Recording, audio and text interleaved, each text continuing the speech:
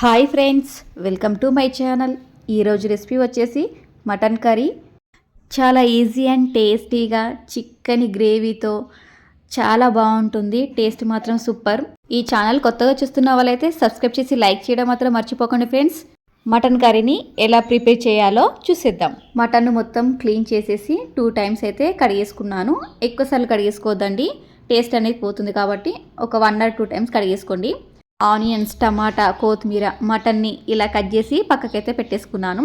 తర్వాత stove on చేసి ఒక గిన్నెని పెట్టేసి 2 పావుల నూనెనైతే పోసేస్తున్నాను. నూనె వేడెక్కిన తర్వాత మనం ముందుగా కట్ చేసిన ఆనియన్స్ని అయితే వేసుకోవాలి. వీటిని 5 minutes వరకు ఫ్రై చేసుకున్న తర్వాత 1 టేబుల్ స్పూన్ అల్లం వెల్లుల్లి పేస్ట్ అయితే వేస్తున్నాను. అల్లం వెల్లుల్లి పేస్ట్ పచ్చివాసన పోయేంత వరకు ఫ్రై చేసుకోవాలి. అల్లం వెల్లుల్లి పేస్ట్ పచ్చివాసన పోయిన తర్వాత 1/2 టేబుల్ స్పూన్ పసుపునైతే వేస్తున్నాను. పసుపును 2 seconds ఫ్రై చేసుకున్న తర్వాత 2 మీడియం సైజులో ఉన్న టమాటాలను అలా పొడవుగా కట్ చేసి అయితే వేసుకుంటున్నాను. ఈ టమాటాలు సాఫ్ట్ అయ్యేంత వరకు ఫ్రై చేసుకోవాలి. టమాటాలు ఇలా సాఫ్ట్గా అయిన తర్వాత మటన్ని ముందే కట్ చేసి పక్కకు పెట్టేసుకున్నాం కదండి, వాటిని అయితే వేసుకోవాలి.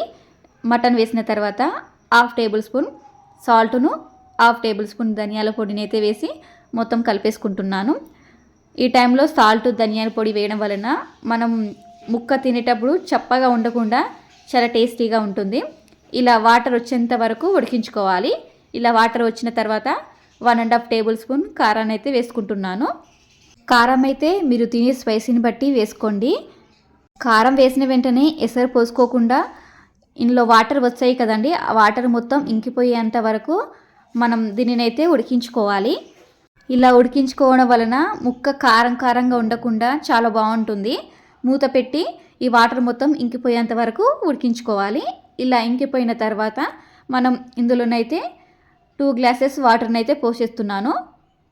మీకు ఇంకా కొంచెం సూప్ ఎక్కువ కావాలి అనుకుంటే ఇంకా కొన్ని వాటర్ కూడా తీసుకోవచ్చు. నేను తీసుకున్న మటన్ అయితే 1/2 కిలో కంటే కొంచెం ఎక్కువ ఉంటుంది. వాటర్ వేసిన తర్వాత 1 టేబుల్ స్పూన్ ఎండు కొబ్బరిని, కొద్దిగా కొత్తిమీరను, రుచికి సరిపడినంత సాల్ట్ను ఈ టైంలోనే యాడ్ చేసేసుకోవాలి.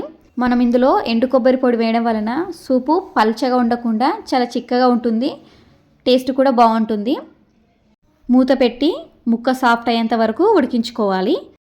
ఇలా ముక్క సాఫ్ట్ అయిన తర్వాత ఆయిల్ అంతా పైకి తేలుతుంది. ఇలా పైకి తేలిందంటే కూర ఉడికిపోయినట్లే. ఇక్కడ ఒక ముక్కను తీసి అయితే మీకు చూపిస్తున్నాను. ముక్కను వేళ్ళతో నొక్కితే తెలిసిపోతుంది. మటన్ ఇలా ఉడికిపోయిన తర్వాత 1 టేబుల్ స్పూన్ ధనియాల పొడి, 1/2 టేబుల్ స్పూన్ గరం మసాలా, కొంచెం కొత్తిమీరను వేసి ఇవన్నిటిని ఒకసారి కలిపేసుకోవాలి. ఇవన్నీ వేసాక 2 seconds స్టవ్ పైన ఉంచేసి తర్వాత స్టవ్ బంద్ చేసుకోవాలి. ఇందులో కుడకపొడి వేయడం వలన సూపు పల్చగా కాకుండా చిక్కగా ఉంటుంది. చాలా టేస్టీగా కూడా ఉంటుంది. స్టవ్ పై నుండి దించేసి ఒక సర్వింగ్ బౌల్కి అయితే సర్వ్ చేసేసుకుంటున్నాను. టేస్ట్ మాత్రం చాలా బాగుంది. కుక్కర్లో చేసుకునే దానికంటే ఇలా నార్మల్గా గిన్నెలో చేసుకుంటే ఇంకా ఎక్స్ట్రా టేస్ట్ అనేది వస్తుంది. ఈ విధంగా కుక్కర్లో కాకుండా నార్మల్గా చేసుకోండి, టేస్ట్ మాత్రం super. Mutton, bagara rice, lemon వీటి కాంబినేషన్ చాలా బాగుంటుంది. ఈ రెసిపీ మీకు నచ్చినట్లయితే ఒక లైక్ చేయండి.